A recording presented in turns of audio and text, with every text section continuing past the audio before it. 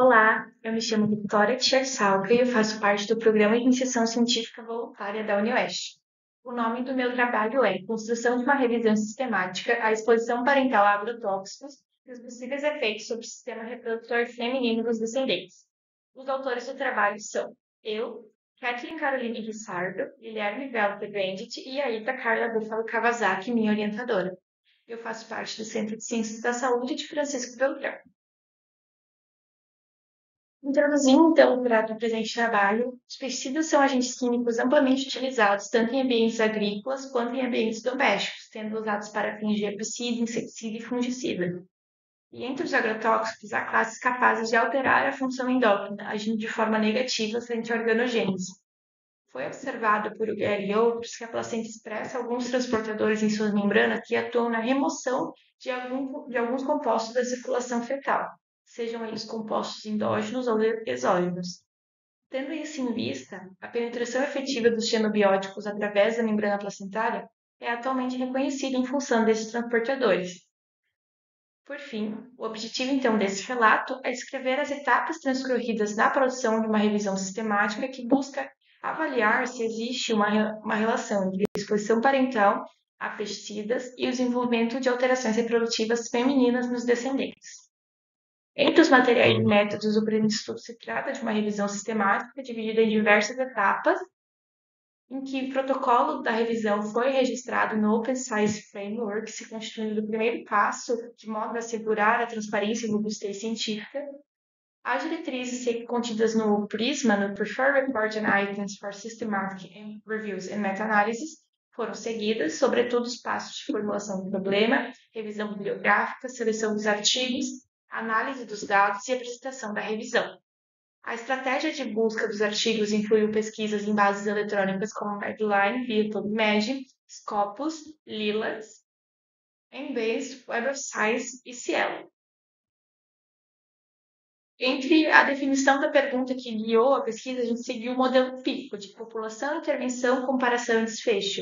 Nesse sentido, a pesquisa foi intitulada Parental Exposure to Pesticides and Possible Effects on the Female Reproductive System of Offspring, sendo então anotada a seguinte pergunta: existe e qual é a relação entre a exposição parental aos pesticidas e o desenvolvimento de alterações reprodutivas femininas nos descendentes? Em que a população são pais expostos a pesticidas previamente à gestação e mulheres expostas durante o período gestacional. A intervenção seria a exposição ambiental pré-natal e in utero a pesticidas. Para fins de comparação, seriam estudos comparando a exposição ambiental pré-natal ou in utero a pesticidas entre grupos, caso controle, entre diferentes níveis de exposição, de acordo com a região ou de acordo com o período do ano. E, por fim, em relação ao desfecho, seriam desordens ou alterações do sistema reprodutor feminino.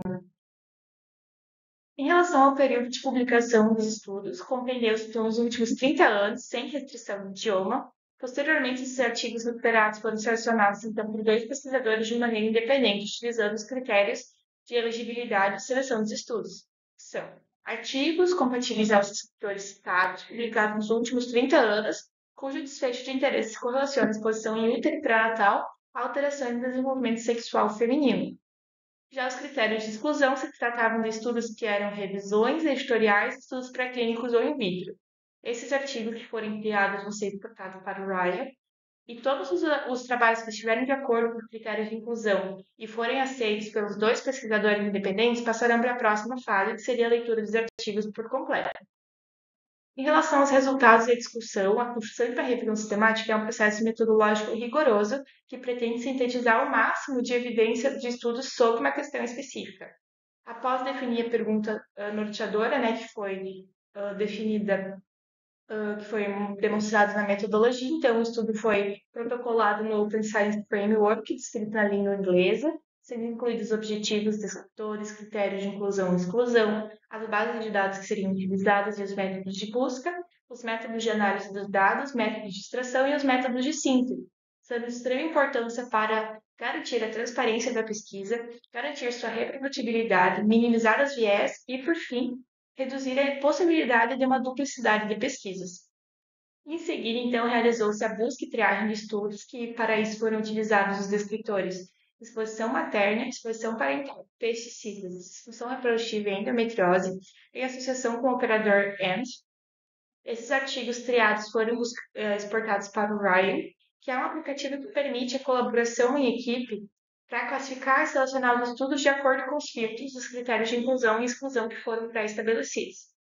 Em seguida, então, realizou-se o início da triagem dos estudos, com a leitura dos títulos e resumos e com a remoção das duplicadas.